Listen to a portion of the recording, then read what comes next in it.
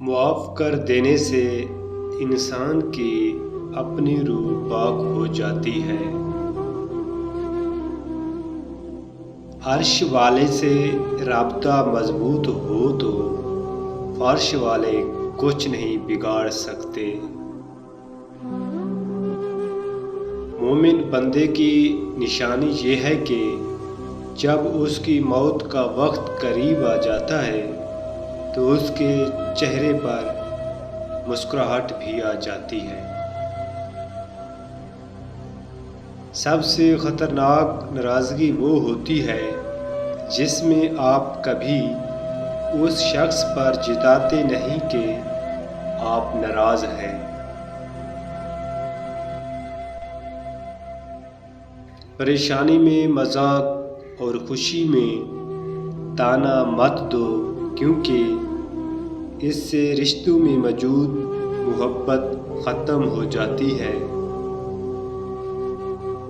ہمیشہ سچ بولو تاکہ تمہیں کبھی قسم کھانے کی ضرورت نہ پڑے۔ تم وہ مانگتے ہو جو تمہیں اچھا نظر آتا ہے، اللہ وہ دیتا ہے جو تمہارے لیے اچھا ہوتا ہے۔ صبر رکھو، ہر چیز آسان ہونے سے پہلے مشکل ہوتی ہے۔ اس باپ کے سامنے اکڑ کے مت چلو جس کی انگلی پکڑ کر تم نے چلنا سیکھا ہے۔ سکون قلب کی تلاش کا آخری مقام ذکر الہی ہے۔ اچھے لوگوں کا تمہاری زندگی میں آنا تمہاری قسمت ہوتی ہے اور انہیں سنبھال کے رکھنا تمہارا ہنر۔ جو تمہاری خاموشی سے تمہاری تکلیف کا اندازہ نہ کر سکے، اس کے سامنے زبان سے اظہار کرنا صرف لفظوں کو ضائع کرنا ہے۔ جس نے سکھ میں شکر ادا کیا، اس نے دکھ میں رب کو بہت قریب پایا۔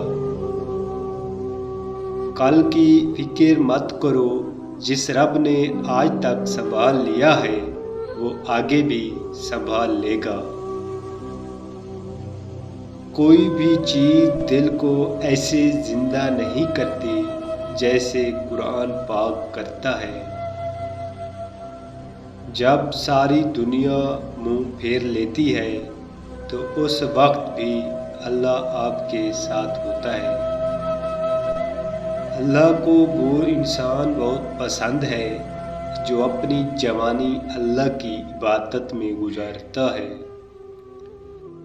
ہو سکتا ہے جس چیز کے لیے تم روتے ہو وہ بس تم سے ایک دعا دور ہو۔ میں تیری رحمت سے مایوس نہیں ہوں یا اللہ، بس مجھے ہر آزمائش میں کامیابی عطا فرما دے۔